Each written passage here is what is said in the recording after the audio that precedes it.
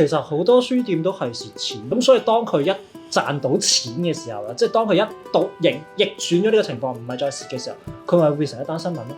因為就係成個大環境都俾你睇到，呢個世界係唔利賣書噶嘛。所以我好反對咯，反對呢個話書店咪蝕錢咯。咁點解要咁講？即係我覺得唔可以咁樣唱落去咯。其實已經獨立書店唱衰咗自己好多年㗎啦。開書店需要啲乜嘢嘅話，我就覺得你千祈唔好覺得有想賺大錢嘅心啦。唔係話賺唔到，咁嚿錢一定唔會大啦。其實我係好唔中意嗰種淨買賣嗰種關係。嗰種淨買賣嘅關係未必嘅，唔係等我講埋先，係啦。點解要搞咁多活動？其實好多都係因為佢哋就係處於咗呢個生存嘅邊緣㗎嘛。真係就係因為如果唔敢做嘅話，分分鐘靠賣書真係生存唔到啫嘛。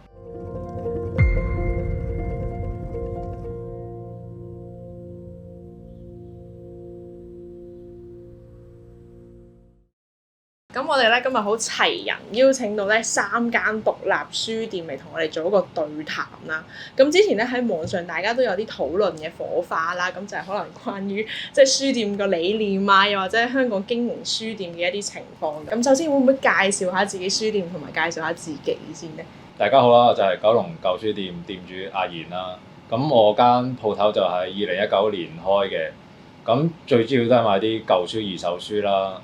類別就係主要係香港歷史、香港文學、小説同埋一啲電影啊或者明星娛樂雜誌咁樣嘅。咁我係廉仁書店嘅文軒，咁我係2022年開嘅，咁就都開咗3年啦。我哋賣嘅就闊嘅，咁就喺深水埗啦，就有文史哲、社會科學、政治。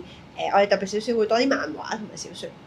大家好啦，我係阿信啦，咁就喺元朗開咗間書少少同道館，咁就係其實2021年開始開嘅，不過而家地鋪嗰度就係22年開始啦。咁我哋書店都主要係賣啲綜合嘢啦，係啦，即係一啲課外書咁都係咩都有啲咁，但係可能文學啊或者電影啊或者繪本啊會多少少。做書店咧，其實好得意嘅，佢就係得意在其實你係冇咩門檻嘅，即係佢冇啲咩要求要好技術啊或者好專業啊，你先可以去做。因為其實佢第一樣嘢就包咗嘅就係你一定要對書有興趣，你先會走去做啦。你對書完全冇興趣，其實你唔會走去間書店做噶嘛。你就咁入到去，白紙一張入到去，都係手板眼見功夫，你見到咩學咩你就 OK 啦嘛。我又唔覺得係冇門檻，冇咩門檻，可能話係技術上嘅門檻。但係你頭先所講話，即係要睇書呢個已經係一個門檻。因為其實咧，我作為獨立書店嘅客人咧，或者我覺得嚟我哋書店嘅客人咧，其實都幾 picky 嘅，即係佢會其實默默地 observe 你啦，或者我 browse the internet 都有時會覺得啲人去講呢間書店選書點樣，呢間嘢點樣，其實佢會默默地評價咗你。咁我覺得其中一個好大嘅 skill set 咧，你就係要去 catch 嗰個你嘅客人嘅嗰種 vibe，佢想睇啲咩書，或者呢個時代而家嚟呢個 target audience 係想睇緊啲乜嘢書，有啲咩係你可以去推薦佢嘅，有啲咩係你迎合佢嘅口味嘅。我覺得呢一個其實係即係要有一個觸覺。係啦，有咁樣嘅觸覺，呢一種 skill set 唔知點樣形容啦。呢個係我其他工作上似乎唔係好需要嘅技能。負責任先啦，我想講呢個。首先你唔好拖人哋錢啦，準時出糧啦，準時交租啦。咁你呢個雖然好似話好基本啦，但係我唔知咁樣可能有啲骨啦。咁其實好似坊間都有啲真係做唔到嘅喎，係咯，咁樣咯。即係對自己個人嘅品格要有啲要求先咯。都唔低呢個要求咯。都唔低。咁我唔知嘅。應該咁講咧，都唔低，即係準時出糧同埋準時找數，係咪書店特別難做好定係點樣咧？即係講下。喂，等我準時出糧，我準時交租㗎。咁咪好咯，咁咪好品格好書店咯。係啊，但係都聽落係啦，即係都即係雖然咁樣好似係啦，即係唔評論啦，但係其實我覺得可以講下嘅。不過你睇下出唔出街咯。你講咗先，最中意睇到我知名度先，你講咗先。因為你問我咧，書店如果係咪話真係好難找數咧？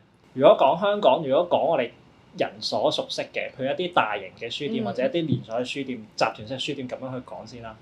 其實一定係拖數。其實佢哋係唔需要準時交數，應該係咁樣講。咁你話書店係咪好難？即係佢，如果你就係純粹字面上問係咪好難咧？我覺得佢哋係已經可以係一個答案咯。即係如果係好容易嘅，咁點解佢哋唔敢做先？但係佢哋行內過往一直以嚟就係都係冇咁做，慣咗咯。即係一直都係唔需要準時交咯。嗱，講緊嘅係集團式或者連鎖式啊。係啦，你意思係佢係有數期，一定係數期都遲㗎？係數期都遲，一定係過數期。所以有陣時我會喺度諗，將呢一樣嘢擺落個細書店度，要佢準時去交數，究竟係咪一個合理要求咧？所以我啱啱就答，其實我覺得係其實高嘅呢個要求。但我覺得即係，但係其實應該係要做到嘅。拖數唔係話我都好似有時拖1個月，我有時都唔記得交租嘅。咁但係唔可以俾藉口自己咯。你即係話我真係遲咗啦。咁你咪俾個期或者人哋幾時交翻咯，就唔好講任何藉口，冇藉口㗎，冇個藉口可言㗎。即係呢個係香港最重要合約精神㗎嘛。咁你係咯，你做得書店係一個商業，咁最緊要負所有你應承咗嘅嘢就要負責翻咯。呢個好重要咯，我覺得。我諗有少少唔一樣嘅地方，可能我補充一下，因為舊書就比較少同批發商攞貨。係即係都要嘅，即時交數㗎。係啦，咁但係如果話一手書就尤其係香港嘅出版社咧，就都會有一個寄賣或者數期嘅制度嘅。咁找數呢樣嘢，我諗阿言講緊就係即係合約精神，你唔好違反即係做人品格應承。唔係即係拖唔係問題，即係你真係有困難就，但係就唔好話公諸於世話我真係好困難，就唔好再講呢啲。即係你自己知就好啦，但係自己都努力下。咁就大家自己為攞努力咯，就唔需要發揚你嘅苦況出去。我覺得即係係啦，接住呢一個講法，即係回答阿關嘅問題就係，即係我覺得因為書咧個特別地方就係佢有數期或者寄賣，或者佢係先入貨再做生意㗎嘛。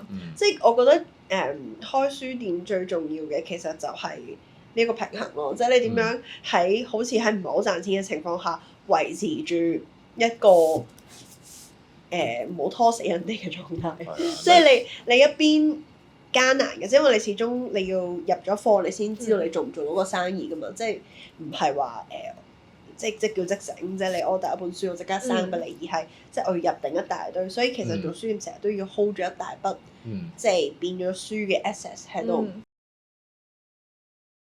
書店老闆係咪一定要睇書咧？我零喎睇書。書店老闆，你點樣唔睇書啊？畢咗業我就唔睇書㗎啦。咁你點知嗰本書係咪好咧？我有好多方法嘅，好唔好點樣？其實唔睇書咧，你仲可以有好多嘢做嘅。一係睇維基啦，而睇維基冇咧，再睇下人哋寫啲論文啦。論文都冇咧，都好多方法有俾你抄到嗰個究竟嗰本書珍貴程度啊，或者對個客人個需求係咩程度咯。其實或者再唔係真係睇論文㗎，有時要咁樣咯。但係就唔係話真係攞本書去睇咯，因為坊間嘅書其實有時好多時都你都唔知睇邊本書啊。但係如果睇論文咧，通常係就會好 specific 咁樣講到俾你聽個背景咯。係咪真係喺唔同嘅途徑認識嗰本書就夠咧？即係唔需要。都係㗎，因為你唔係做研究，唔係去寫文啊嘛。嗰個寫文其實係個客人嘅或者去做研究係個客人嘅事嚟㗎嘛。我唔需要做埋重複同佢做重複嘅嘢㗎嘛。要麼我就做咗份工啦。我覺得，因為我哋講獨立書店啊嘛，譬如個店長先或者店員都好啦，佢自己真係睇過嗰本書嘅話，咁你其實你賦予咗你俾讀者嘅就係多咗一個價值喺度，就係溫緊呢個獨立書店嘅嗰個人嘅嗰個魅力，你就加咗入去。咁我覺得呢個係獨立書店應該有嘅其中一個價值，即係啲人嚟到獨立書店點解係會去獨立書店睇咧？點解唔去一啲即係連鎖書店度睇？即係如果同一本書同一個簡介，我點解要揀獨立書店先？就係因為你獨立書店就係可能多咗呢份個人魅力喺度啊嘛。有陣時店長或者店員同讀者嘅眼光都可以好唔同，因為我哋去判斷一本書值唔值得入先算啦。其實我哋可以有好多其他比較專業少少啲嘅角度去睇，譬如我哋可以睇個作者本身過往啲書係質素大概係點樣啦，亦都或者係直頭係出版社啦。譬如嗰個出版社強項係做開邊一類嘅書籍，咁我哋基本上就會知道，如果佢出呢一類嘅書咧，其實一定係賣到嘅。所以呢啲就係我哋可以依賴去判斷，而呢啲係讀者未必會知咯。你哋考慮嘅嘢係，喂，本書好唔好賣啊？定係好唔好啊？即係你哋選書嘅時候，自己中唔中意啊？定係啲客中唔中意？呢樣相輔相成，係你有時點講咧？你當然買你書店開得，即係要賣得出本書啦。如果唔係，你變咗自己書房嘅啫，係咪先？你自己屋企好書擺晒自己屋企書咪得咯。咁但係做生意點都係要首先令本書賣得出啦。咁再嚟咩書賣得出，咁一定係本書要寫得好啦，對個客嚟講咁樣咯。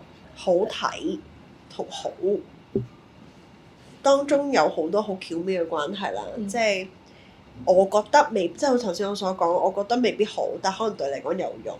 咁或者佢我覺得好嘅時候，你未覺得好睇嘅時候，我點樣令你覺得好睇？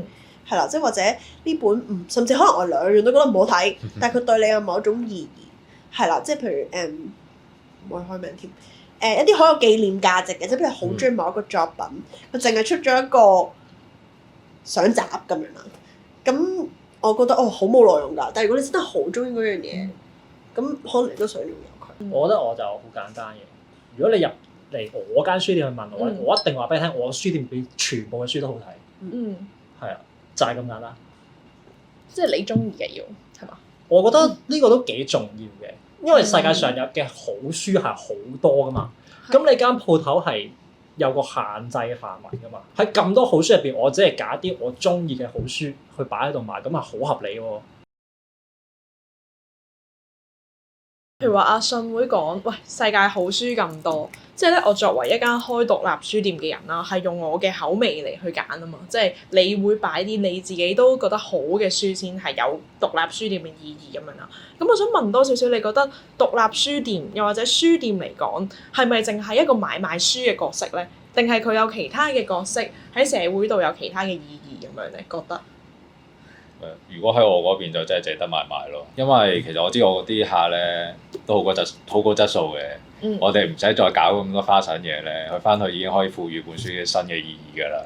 好多時候啲客買咗本書翻去，即刻寫本新嘅書講翻本書啊，或者其他內容夾埋一齊啊咁樣，無論大學又好啊，業餘研究又好，或者個人興趣啊，擺咗 Facebook 分享都好咧，佢哋會自己賦予本書意義。書店對你嚟講係淨係買賣，即係好似一個零售咁樣定係點樣？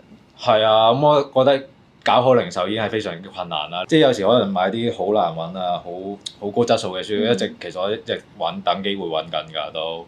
咁係咯，我諗可能做到60歲先可能撞到其他咁樣咧。最緊，但呢個我覺得已經做呢樣已經好花時間啦。我覺得係可能係因為係呢個時期，其他時間你去同樣去開一間獨立書店係咪會好似今日咁做法？我覺得唔會嘅，但係。有時環境嘅嘢唔到你揀噶嘛，我好想好純粹就咁賣書。你話係咪淪落到？冇話淪落 ，sorry。你話係咪變成即係一純買賣嘅地方？可能未去到，但係我真係好想單純咁樣賣書嘅。但係實際上咧，我係做唔到嘅。可能有啲相熟嘅讀者，佢哋會擺低啲小朋友喺我間書店度啦。即係幫佢託管啦，簡單嚟講，即係你無啦啦，你就係會係做咗一啲社會上嘅一啲嘅角色喺上邊，即係我覺得書店就係咁有趣咧，尤其是當你開間獨立書店嘅時候。咁你當然你集團式書店、連鎖書店你就唔會有呢個情況，或者呢個情況相對上少啲發生。但係因為你係獨立書店啊嘛，你某程度上你係賣緊一種人情味，咁所以其實你呢樣嘢係無可避免嘅。就算你唔去定位你係一個社區書店都好，其實有啲嘢你總係會同個社區產生咗一個化學反應。我覺得呢個可以分兩個角度嚟講，譬如我覺得搞活動。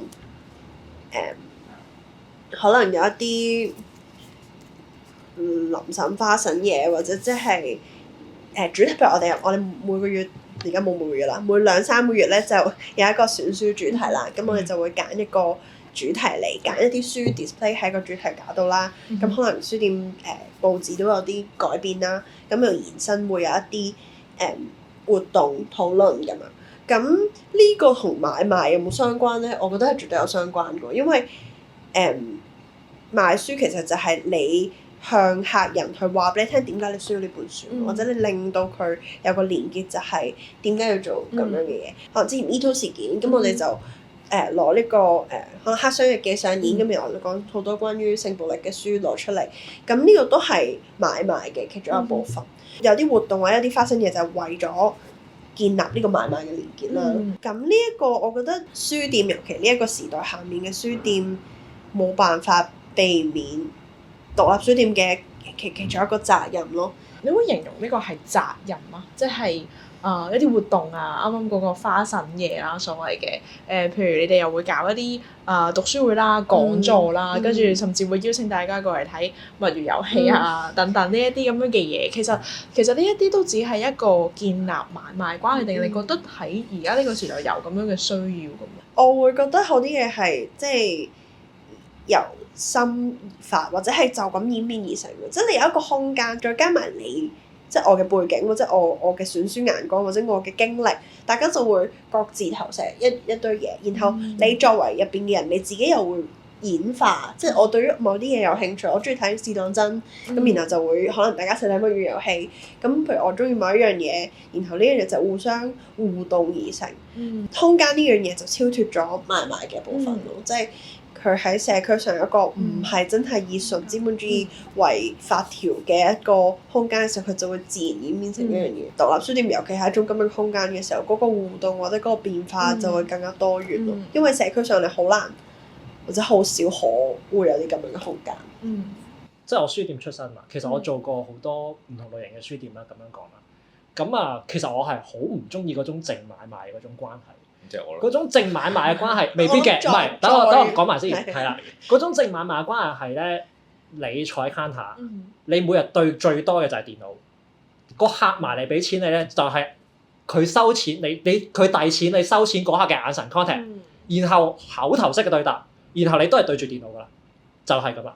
而你喺連鎖書店或者大書店，其實好大時間上你都係做緊呢樣嘢。講真，但係咧當我自己走咗出嚟開書店咧，點解我頭先翻話我其實好想單純買書？因為其實開間新嘅書店咧，其實係辛苦嘅都。咁你要搞好多嘢咧，其實係好複雜。如果係講到你根本上你做一大紮嘢，其實就係因為你書店生存唔到，你靠賣書你做唔到，你冇得唔去做呢啲嘢，你先要去做。咁我覺得係另一件事啊！我相信而家香港獨立書店點解要搞咁多活動？其實好多都係因為佢哋就係處於咗呢個生存嘅邊緣㗎嘛。真係就係因為如果唔敢做嘅話，分分鐘靠賣書真係生存唔到啫嘛。我好似唔知喺睇嗰啲英國定外國嘅書店咧，人哋活動係1個月1次咯。咁但係咧，如果大家睇返各書店嘅 IG 咧，其實可能係1個月起碼5、6個，有啲就係人哋借場嘅，有啲就我哋自己 initiate 嘅，咁少嘅去幾個咁樣咯。咁我哋唔係純靠活動賺錢嘅，但係我哋真係開始都活動係帶來人流咯。咁呢個就係必要啊，即係喺個營運又或者係生存嘅角度嚟講，你覺得？我諗都近乎必要咯，即係我覺得近乎必要。即係你係咪賺嗰個活動費？可能未必。消費者有冇一個閱讀習慣，或者係有冇一個消費需要係可以 maintain 獨立書店嘅？咁我會話冇咯。我哋做活動就係締造好多原因或者連結，或者係提高大家興趣，或者純粹係同大家講我哋喺度啊咁樣。咁呢一種狀態個活動嘅意義就係暫時係咁樣咯，即係健唔健康？我覺得唔健康㗎，咁但係好似又好難改變咁。咁而家香港有冇書店以外嘅空間有咁多活動咯？咁冇啊嘛，即係除咗政治原因或者即係都有經濟原因啦，即係冇咁多空間，係啦，長租或者係譬如可能係搞某一種工作坊嘅，咁佢自己本身又冇地方冇啊嘛，咁係啦，咁咪就係要喺書店度發生咯。啱啱可能新書店咯，新嘅獨立書店都會覺得有一啲招來係必要添啊。咁點解九龍舊書店可以即係你啱啱話你純粹都係一啲買賣，又或者唔使搞一啲呢一啲咁樣嘅東西都可以營運到？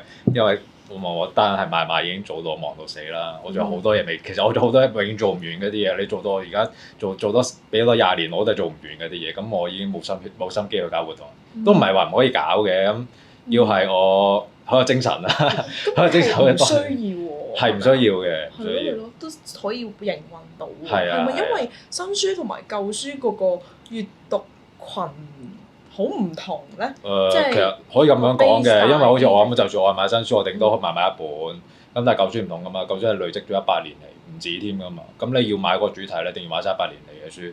咁你咪已經好多本書去買得出咯，咁樣咯。個邏輯就係咁樣咯。你哋覺得咧，淨賣新書係咪難啲咧？困難好多咧？以我理解啦，即係我覺得舊書或者舊書店嘅客人同新書店嘅客人嘅消費群、消費需要並唔一樣嘅。咁譬如頭先阿妍講到係學術需要啦，或者係興趣需要啦，或者收藏需要啦，幾方面啦。係啦，咁新書咧主要都唔一定係他嘅呢幾方面嘅，或者係。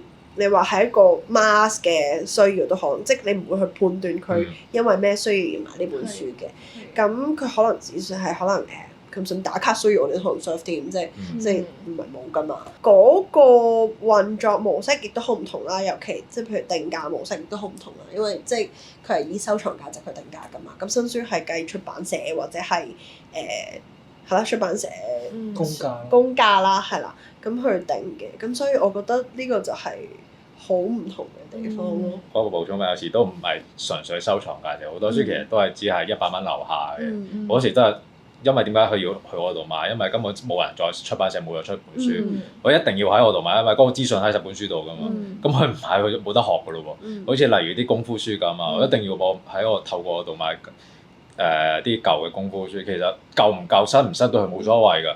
佢就算你編咗 A4 紙嘅影人票，佢都係咁賣，因為佢真係需要嗰本書。我會認我哋係普及閱讀多，譬如我自己行書店啦，我都係想譬如 browse 下，即係有啲嘢你係唔知道自己想唔想知㗎嘛。即係你可能直到你睇到嗰本書，你先知道原來我想了解whisky 嘅製作方式咁樣。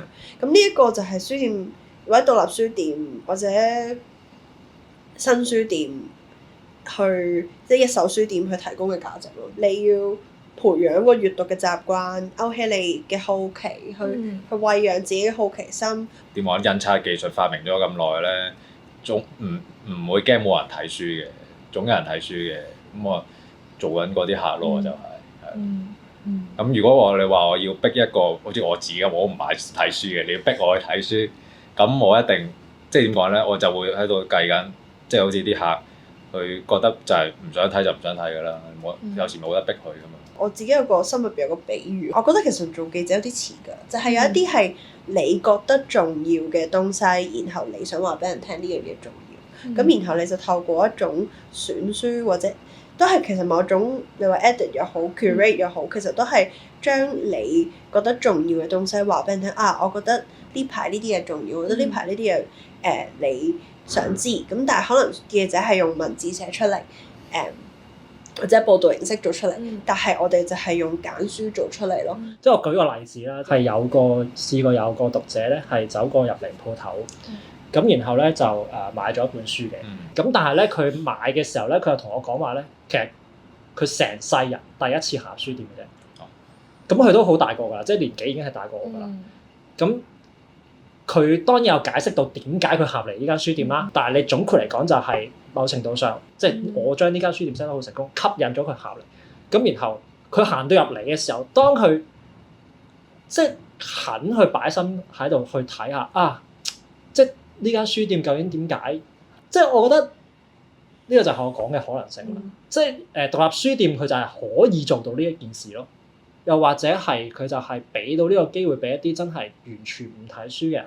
佢真係可能會因為咁而開始咗一個全新嘅閱讀習慣，係咯咁樣。你知唔知我延伸呢個題目咧？每一次最唔中意或者覺得自己最失敗或者最唔開心嘅情況係咩咧？就係出邊有人撳，但係佢唔入嚟，我就會覺得我做得唔好，即係都即係有種感覺啦。應該係我有時行過，我唔係冇入嚟。唔係，即係我覺得唔係讀者嘅錯，即係我覺得我最想做到或者我最在意嘅呢件事，即係你行完入嚟，即係唔買嘢，我完全都 OK。咁但係個重點就係你有冇呢個好奇心？即係呢樣嘢我唔覺得淨係我嘅問題嘅。咁即係點解個社會冇令到人有好奇心咧？或者佢冇一個空閒時間去願意去 browse 下嘢咧？即係唔一定講書啦，你講書方面，其實我哋都有文具添。即係點解會令到你冇興趣或者冇呢個好奇去框一下咧，即係我覺得呢個係係啊，即係我但係因為閱讀佢本身就係一樣小眾嘅嘢，即係我頭先舉嗰個例子其實係一個萬中無一嘅例子啦。其實更加多嘅就係文軒啱啱所講，其實大部分人都一定係即係 window shopping 啦，即係佢直頭都唔下嚟喺出邊裝你入邊有啲乜嘢，裝完就算㗎啦，咁樣行過。咁我係唔會覺得係我問題咯，我係應該話從來都冇覺得過係我自己問題，即係我一定係嗰啲一定係呢個世界嘅錯嗰啲嘢。係咪讀者嘅錯咧？唔睇書？係世界嘅錯。世界嘅錯，係即係共業嚟嘅某程度上。有一啲書店係喺個生存嘅邊緣啦，就係要靠一啲活動去招來啦，要宣傳啦，不斷。喺香港做書店有幾難咧？係咪注定要蝕，又或者係好難經營咁樣？可唔可以講下經營狀況？我覺得頭先再分翻開頭就話咩開書店需要啲乜嘢嘅話，我就覺得你千祈唔好覺得有想賺大錢嘅心啦。唔係話賺唔到，咁嚿錢一定唔會大啦。咁佢有個天然嘅局限，天然嘅局限係咩咧？就係書嘅利潤唔多，咁可能入貨。我哋講新書先。新書因為舊書可能成個有啲。係，即係3-4成咁樣啦，大部分都。咁然後個局限亦都在於閱讀人口啦，亦都在於繁體字嘅出版啦。咁呢個即係我哋主要都係賣繁體字書啦。咁就呢樣嘢係有天然局限，佢唔會令到佢個利潤好高。咁然後香港亦都有更加多嘅天然嘅限制，就係租金貴啦。咁人嘅成本高啦，生活成本高啦，咁就係會令到即係呢一啲嘅局限已經係冇得好難改變㗎啦。再加埋即係政治環境因素啦，你就會好多不必要嘅滋擾啦，或者不必要嘅巡查啦，咁呢都係加重人力成本嘅一部分。香港做書店咧，其實佢唔難嘅，係啦。我唔係講話起點難唔難或者乜嘢，即係我講 general 嚟講。因為點解？因為如果你比較一啲即係香港以外嘅地方，其實一定有啲地方做書店難過香港嘅，一定有嘅。即係我唔講啲戰亂嘅地方，我講埃及咁樣先算啦。咁即係你總會有啲地方係你係做書店，你係諗到你已經覺得哇真係好難喎咁樣。即係你唔會攞佢嚟同香港比較。咁你咁樣去比之下咧，你會覺得喺香港做書店唔係難嘅，但係你如果再問咧，我就會從來都覺得本身做書店呢件事咧，就一定係唔容易咯。咁佢又唔係難到好似文軒啱啱所講，完全做唔到。咁我覺得就視乎你本身自己定咗位係去到咩，即係要做到咩程度啊。即係哇！你一間小書店做起，你要做到成品咁樣嘅，咁一定係難啦，係咪先？時代都已經唔同。一定係難㗎。咁但係你話唔係喎，我一間小書店做，我就係做一小書店嘅啫，我就係。即係顧好自己就 OK 㗎啦。咁係咪難到咁都做唔到咧？我覺得唔係咯。我想問下，而家書少少同道館佢個經營狀況係點？因為都知道係咪嚟緊要結業定係？係。同埋咧，我都見到消息就話可能唔同月份都會有啲經營困難咁樣，係幾難咧？嗰個情況係點樣？我哋難係難在始終人流比較少，即係呢個係個地區嘅特色啦。因為咁我喺得元朗度開，咁其實我都預咗佢人流一定，你冇得同油尖旺比較㗎嘛。佢的確係一個致命嘅原因咯。即係你開零售，我先唔講你係咪賣書先，你人流一定係一個好致命嘅原因嚟。即係譬如我啱啱開嘅時候係講緊可能21、22年開咁先計啦，咁到而家可能24、25年啦。其實你中間你係完全肉眼見到個人流係少咗好多，即係一定係以倍數計嘅。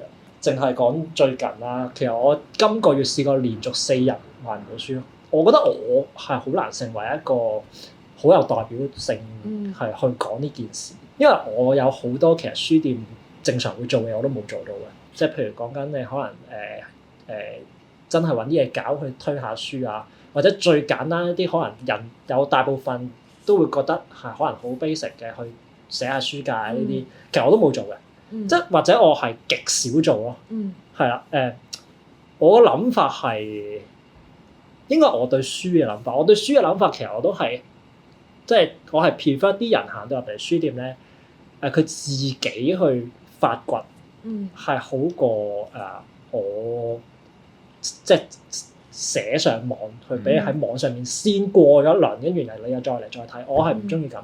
我唔係因為個數字差而係差到要即係完全俾唔到出錢出嚟，跟住然後要唔做，我唔係因為咁嘅。即係你叫我繼續攞錢出嚟去做咧，其實可能都仲可以做到一段時間。咁但係個問題始終都係翻去。但係當你冇咁嘅人流嘅時候咧，你又推唔到人哋佢即係佢走過嚟買嘅。即係你叫嗰啲山長水遠嗰啲過嚟叫得一次，叫得兩次，咁叫得幾多次咧？咁樣係啦。我覺得呢個同香港本身嗰個閱讀人口基數已經減少咗，呢個都係有關係。即係我就直接啲講啦，係真係減少咗。即係你可能早幾年啲人會話香港閱讀氣氛係高咗嘅咁樣，咁但係而家你如果問我去睇翻，咁嗰個就可能只係真係一下咯。曇花一現係啦，曇花一現啊，虛火係啦，咁樣咯。即係泡沫嚟嘅嗰個係。始終即係嗰下嘅高漲係真嘅，咁但係始終你而家正如我頭先所講，你個人口基數係真係少咗。咁我呢個就好多原因啦。咁啱啱講過，可能新書店都有啲困難咁樣咯。咁但係我知道，可能九龍舊書店而家都做咗成10年咁樣。我賣10年咯，做咗6年呢度。係咯，其實一路都好似好穩健，同埋都好似係咪經營上都 OK 定係點樣？都冇以前咁好咯，咁一定係。但係我覺得呢個事在人為啫，因為我而家越嚟越懶。我本人越嚟越懶啊，啲生意就好明顯，你會反映到喺間鋪度啦。有時我唔去執啲書啦，又唔 sell 啲書啦，好似阿信咁樣，我唔 sell 就冇生意㗎啦。咁我覺得就我自己問題咯。咁但係如果我肯做嘅話，即係生意就會上升翻咯。係啊，我都好似試過上個禮拜都冇生意啊，連續4日。咁糧又要出啊，咁樣，但我翻嚟咪搞下佢咯。係啊，搞下掂佢咁。係咪覺得都會做到咧？即係喺香港。你話紙舊書，舊書店啊，會做唔到嘅，做多100年後都得嘅，係啊咁樣咯。咁但係睇你本身你嘅能力係幾多咯？即係我冇抌大錢落去啊嘛，即係我唔會租一間好大嘅書店，即係鋪位啦，唔係書店去搞大佢。咁你要承擔嘅租金有好多啦，咁你做嘢幾何咁上升啦，我又冇咁做，即係我做得舒服咪得咯。咁夠我賣到3餸飯食咪得咯。當然就唔蝕本係一個係基本嘅，你唔好一開始如果你真係冇能力就唔好做落去咯。但係如果你其實有能力做嘅，但係就唔好令到自己咁辛苦咯。係啊，即係唔好有啲人好中意咧租一間好貴租金啊，只係承擔唔起㗎，跟住又喊苦喊忽啊，咁我就唔係呢啲人咯。即係我一開始租呢度，因為我承擔得起，咁我可以輕鬆咁做嘢，又我對得住啲客，咁對得住我自己，咁樣已經好夠。因為我相信正常人就係有眼光去睇啊，究竟一間書店係咪好啊？係咪真係做實事啊？大家都係做實事嘅，我相信。咁有啲唔係，咁就唔好聽佢哋講啦。好耐冇聽過做實事喎，突然間好似口號咁樣。翻做區員嘅時候，我做實事嘅區員嚟㗎。係啊，大家投一票啊！做實事。啱啱講過話有啲書店店長又或者經營嘅人，佢哋唔努力，然後可能抱怨啊咁樣，其實係覺得因為努力咗就會經營到定係點樣？唔係咁。我係覺得佢哋有時冇做市場調查咯，咁呢兩個都一定有做啦。你判斷本書好唔好咧？啲直情唔係入咗翻嚟先知嘅。有時又話鬧下出面嗰啲連鎖書店搶你生意啊咁樣。其實但係呢個好明顯，你未做之前已經知道㗎啦。就都係嗰句要唔好賴咯。有時唔好賴3賴4咯，做好自己一定係做好自己，啲客就會欣賞你嘅，一定係。我從來都唔覺得一間獨立書店做唔住，一定係純粹係佢自己抵死。或者佢自己經營不善，或者點，一定係成個環境都有關係。咁個環境我哋就即係唔好講太大，我哋就淨係講書業先。咁一定係書業入邊，我作為一間獨立書店，我應該係全香港唯一一間係夠膽死公開開鋪個3中商個成品嘅。佢哋的而且確程度上對於香港獨立書店嚟講，或者對於一啲小書店嚟講係一種威脅嚟。絕對係。我覺得好多人係唔夠膽講呢樣嘢，但係我點解唔講啫？我就係喺3中商度走出嚟嘅，係啊。即係佢哋點樣做書，我好了解啦。成個行業點樣去運作，我都好了解。點樣去影響到啲出版社，我亦都好了解。但係我另外想補充就係即係而家亦都係全球嘅，即係你 Universal， 即係大家短嘅刺激咁多，電視咁都唔係電視添咯，即係可能 Reels 或者係抖音啲嘢刺激快咁多。睇書閱讀係一個好慢嘅刺激，佢可以好延長，佢可以對你好有用，但係佢係一個好慢。但係而家啲小朋友已經慣咗啲好快嘅嘢，甚至我推薦佢漫畫，佢啲嫌漫畫太慢，即係嫌動漫太慢，咁更加點講文字咧咁樣。賺錢同埋經營一間書店嘅基本條件，一個資本主義社會運作，我覺得係必要嘅。你唔係搞緊共產主義啊嘛，即係你要有個收入去支撐你個書店，你先可以繼續為讀者服務，呢個基本嚟。即係你唔可以靠因為政府補助啊，又唔知可能有啲金主啦咁樣啦。我覺得唔係，當你去抄新聞咧，你會發現咧，當有一間書店賺錢嘅時候咧，佢就會上新聞嘅。即係如果佢係一個基本條件，佢點會上新聞咧？係咪先？即係大眾啊！即係唔係我哋自己覺得喎，係大眾都覺得其實即係書店就係唔會賺錢。點解你話書店唔會賺錢？書店已經賺咗100幾年，即係咪先？100幾年嚟，大家你要有一個行業係有賺錢嘅人去。你嘅賺錢，你兩位嘅賺錢嘅 definition 係咩先？咁你賺1蚊都係賺㗎啦，係咪先？賺1蚊計唔計成本？計埋成本。成本計唔計啊？扣晒全部，你有個賺到嘅啦。人工要唔係佢講意思就係，如果唔係賺錢，點解仲會有更多人去投入去溫呢件事？你可能佢咁，你有社會。唔係，我覺得賺錢有分自負，即係維持到基本生活同我諗阿信頭先講嘅賺錢會想就係即係賺大錢咯，係啦，即係咪啦？你覺得咧？你覺得咧？其實好多書店都係蝕錢喎，應該咁樣講啦，直接啲咁樣講啦。咁所以當佢一賺到錢嘅時候啦，即係當佢一到逆轉咗呢個情況，唔係再蝕嘅時候，佢咪會變成一單新聞咯。即係大眾都會覺得書店係蝕錢，因為點解？因為就係成個大環境都俾你睇到呢個世界係唔利賣書噶嘛。其實我好反對咯，反對呢個話書店係蝕錢咯。咁點解要咁講啫？其實書店係可以賺錢噶嘛，好似大家有心做嘛。因為個資本主義係會個市場會漲上嚟噶嘛。咁你如果口聲聲話蝕錢，咁其實對大家都冇益噶喎，大家越做越灰嘅啫喎。我覺得唔可以咁樣唱落去咯。其實已經獨立書店唱衰咗自己好多年㗎啦，唔可以咁再做落去㗎啦。好似我成日去日本行書店啊，我冇邊間會咁樣講自己話做唔落去，冇啊！大家自己努力㗎啫嘛。有難處實有嘅，咁但係真係唔係話完全100% 係極端做唔耐，100% 唔會係絕對蝕錢，一定唔會有咁嘅情況咯。一定係人做到，或者有人做唔到。咁呢個我都有事在人為，唔可以我覺得方係基本要求咯，即係你會唔會一開始去營運嘅時候，你就會定咗呢個做你嘅基本要求？成品一開始去營運嘅時候，係咪定咗賺錢係個基本要求咧？佢蝕咗10年錢喎，蝕咗10年喎。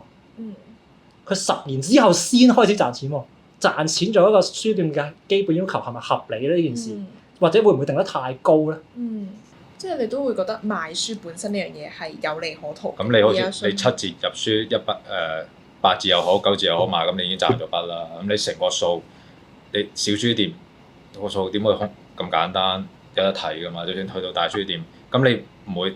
就算你有啲賣唔出又好，咁你成個數 cover 到咪得咯？咁呢個係你自己嘅能力嚟㗎嘛，或者你請啲人翻嚟搞㗎嘛？呢個係商業行為嚟㗎嘛，唔再係咩文化，唔係嗰啲文化問題㗎啦，係純粹商業㗎啦，計數㗎啦，呢啲講緊。咁我相信大家都計數2減1等於1，或者你1減2負數嘅，咁你揀邊個咧？我又揀2減1咯，有啲人揀1減2，我阻唔到啊。唔係，我覺得賣書去賺錢係難咯。你可以止蝕嘅，即係你可以諗盡辦法點樣唔好蝕咁多，但係你一下要定到你話要賺，我覺得係你，因為你本身做書店已經唔容易啦，跟住你再去定到話，我一做書店就要賺，我覺得呢個係難上加難。即係我覺得你可以諗一開頭我想開間書店，咁我可以諗下我點樣可以盡量令佢 run 耐啲先，的而且確係一個負數去上正數嘅過程咯，而唔係一開始就去零去正數。咁都你個個都係要賺啦，最後都係咪先？嗱，我每一次咧，咁問題係你個過程你未必捱到啊，即係你唔知中間要捱幾多年噶嘛。但係實際上有好多幾百年嘅書店咧，佢一樣出現過蝕錢嘅情況㗎。係分分鐘蝕到佢就係一晚就冇晒咯，即係就要即刻隨時要冧啊，即刻要告急啊。其實有呢啲情況嘅喎，幾百年嘅書店都係咁嘅，成個環境本身就一定係越嚟越差，越嚟越不利就係做書店呢件事咯。即係呢個，我覺得呢個係冇得否認。我咧每次啲人問我做書店，即係你賺定蝕啊？即係我覺得兩位都有佢自己各自嘅睇法啦。而我覺得根本就係一個光譜嚟嘅，即係你2減1中間你出1毫子俾自己，定係你出8毫子俾自己，但係其實你想要5蚊嘅，咁呢個係冇得講喎，係因人而異。即係譬如我而家帳面就算係正都好，咁人工咧。咁譬如我而家10年工作經驗，我可能要賺緊更加多錢嘅，但我出唔到呢個糧俾自己，咁我叫唔叫蝕咧？即係我覺得呢個我唔識計啊！即係我亦都唔覺得係一個要去計嘅地方。但係總之佢就唔係一個可以賺到20萬蚊一個月嘅工作。咁佢亦都唔應該係一個每個月你揾好多錢去填補一個洞，我覺得都唔應該咁樣。咁但係喺呢個光譜，你要喺1毫嗰邊啦，定係5蚊嗰邊，就係其實係個人嘅選擇嚟嘅咯。係咪有個天花板咧？即係去唔到5蚊，係咪就只係賺到3毫子呢一個 spectrum 咧？我係覺得有天花板嘅，即係都要頭先講咁多局限都係一種天花板啦。另外就係獨立書店有其中一樣嘢同成班有啲唔同嘅地方咧，就係佢不能被複製。即係譬如我獵人深水埗，我好難喺北角開一間獵人，因為人得一個，即係我冇辦法分身去用我嘅 vibe 去再創一個。咁既然如果譬如我就算我好有錢，就賺到錢，即係無端做個合彩啦，我打本俾阿關，咁佢都唔需要叫獵人㗎，佢叫阿關書店咪算咯。咁呢樣嘢就係個天花板，就係限制佢。我諗即係我哋呢啲可能呢10年8年開書店嘅人嚟講咧，好多都係靠副業支持嘅。有啲人佢就係會好即係睇到呢件事好重㗎嘛，咁佢就會諗辦法去做啦。咁嗰啲辦法咪就係可能你就係會走去做下副業啊咁咯。因為我喺即係 day one 我去想去開一間書店嘅時候，我嘅出發點唔係即係同錢冇關，唔係講話賺或者蝕，根本同錢冇關。因為我即係我自己嘅背景啦，咁我係有一啲嘢我想透過書店去做到，即係嗰啲嘢係我唔試下嘅話，我唔心死嘅。咁所以我就先會咁樣去開一間書店咯。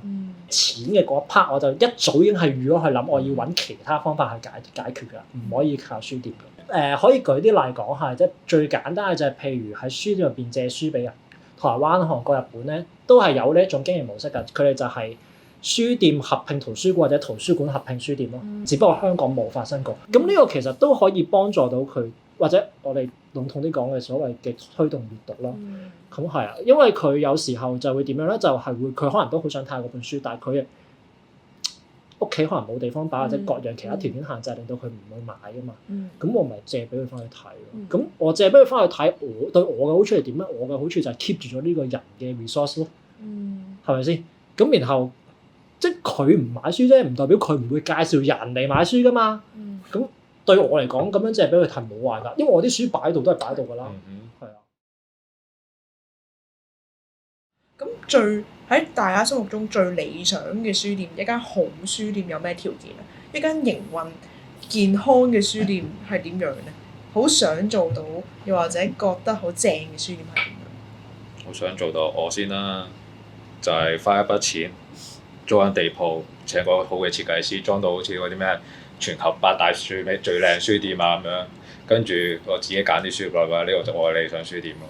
我揸筆錢啫嘛，借俾我。作為書店，我最大嘅恭維就係我好中意喺你嗰度上次買嗰本書，甚至我聽過我最開心嘅一個讚美咧，就係佢有一日佢數算佢書架上面嘅書，佢話覺得好似賣得最多嘅喺我哋度，咁我就覺得好開心。即係我唔理佢有冇睇啦，但係起碼令佢 click 起，佢會想買，佢會想睇，然後佢中意，然後佢好開心，咁我就覺得係最好啦。咁呢個係咯，呢個係我嘅 definition 咯。我比較簡單啲嘢，我理想嘅書店咧，其實就好似莎士比亞書店咁。就唔係講佢賣到幾多書啊，唔係講佢裝潢裝成點，而係講佢點樣同成個時代一齊去共度。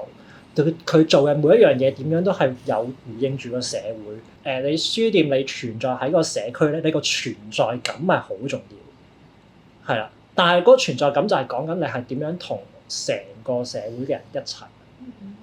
我覺得佢同到書店嗰間去做緊嘅嘢就唔係一個完全唔係商業模式咯，我覺得即係佢本身應該就唔係我呢啲為咗賺錢啦，我諗應該另一套即係類似社會主義嗰啲在地化嗰啲咯，連結嗰啲咁呢個我覺得係完全係另一個模式對我嚟講。我覺得呢個同書嘅本質有關係，即係書佢既係一個商品，佢亦都可以唔係一個商品，即係會有啲形式就係用商品形式賣，有啲用商品以外更加多嘅價值，或者書入邊投射嘅大家對於書、對於知識、對於智慧嘅傳承嘅一種想像，投射咗喺嗰度。咁呢個就係一個書嘅特質，導致到書店亦都有好多唔同嘅做法。而家就係自己印啲新書出嚟賣咯，多一個收入咁樣，即係攞啲舊文獻啊，攞嚟出嚟翻譯賣啊，或者印啲淨係大學圖書館又唔俾你外借，好難揾到，但係對大家又有益嘅書出嚟重印咁樣咯，都係冇版權啊嗰啲咁樣做，即係對大家好，我自己有收入，我而家都做緊呢樣嘢，一直都。即係做書做得耐咗咧，你就發現其實成個行業係一脈相承。有啲時候先阿信講咗三中商嘅影響，或者三中商，即係譬如佢哋出版嘅書，佢梗係會俾自己嘅體系嘅埋先啦，或者啲贈品都會俾嗰度先啦。咁獨立出版同獨立書店嘅關係亦都係非常之緊扣，甚至係即係唇齒相依啦。所以好多時候我哋其實買好多台灣嘅書嘅，但係個主因都係因為其實香港出版嘅書唔多，或者冇成本高，即係能力冇去到出到咁多，咁所以但係過度依賴台灣書咧，我自己就覺得好危險嘅。我諗呢個係兩雙向嘅，即係你係獨立出版，你需唔需要間實體書店？有好處嘅，你獲得嘅利潤會大啲啦，因為你唔需要再俾寄賣費嗰啲嘛。咁但係另外頭先我所講嘅唇齒相依係獨立書店係令到香港獨立出版有更加多被看見嘅機會咯，即係我覺得係，即係你起碼係可以即係你用獨立出版去打入三中商書店、連鎖書店咧係好難嘅，你可能係滄海一粟，咁就一大堆書入邊得一本，而佢未必會好用心幫你 sell。咁但係獨立書店有首先有各自嘅取向啦，咁可能佢覺得呢本比較啱佢輸少少做活動嘅，或者輸少少 sell 嘅，或者呢個啱序言嘅，咁佢哋會各自推，都有各自嘅方法。咁呢個就係獨立書店同獨立出版協同效應。咁至於我哋之後會諗住點啊？其實我係未決定。